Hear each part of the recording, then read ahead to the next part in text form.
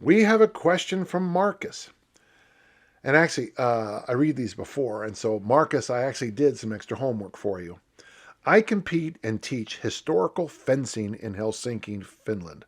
Fencing, of course, is a ipsilateral sport, so it's common for athletes to develop asymmetrically, just like I imagine throwers do, and we do a little bit, yeah. I tweaked my left knee some years ago, and I visited a physical therapist who helped me with good results. He asked me, "Have you been in a car accident before?" He asked because my right side was so much more developed than my left side. It's something he usually sees only when someone has been the driver when the car gets T-boned. I was mortified to hear this. Since then, I've incorporated one sided exercises such as one arm rows, one arm presses, lunges, and split squats into my training, which I like. Good for you. Thanks for thinking also, Marcus. We don't usually get that on some of these questions. Is matching reps on both sides the correct approach, or do you suggest something else?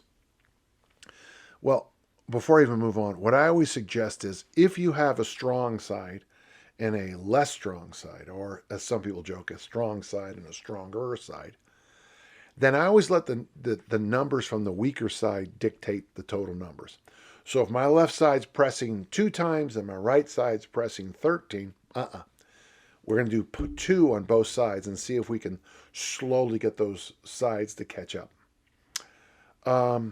I know you're not a fan of lunges. Are there any other one-sided leg exercises you do like and that you would suggest doing in a group setting?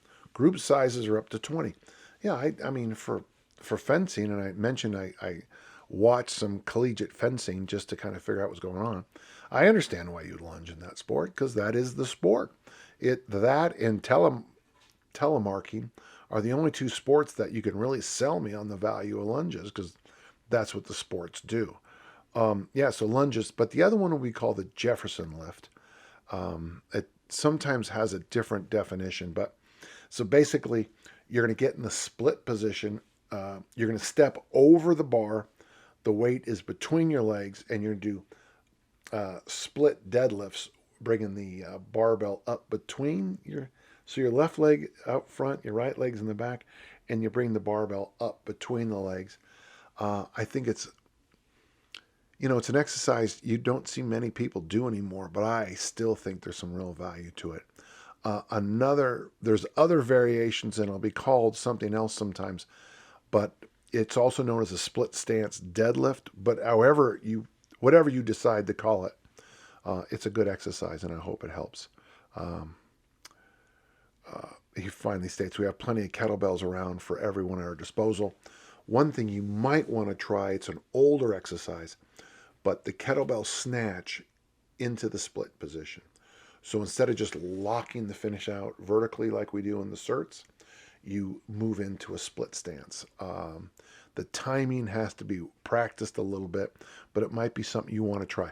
Try it on your own first, and if you like it, then share it with everybody else.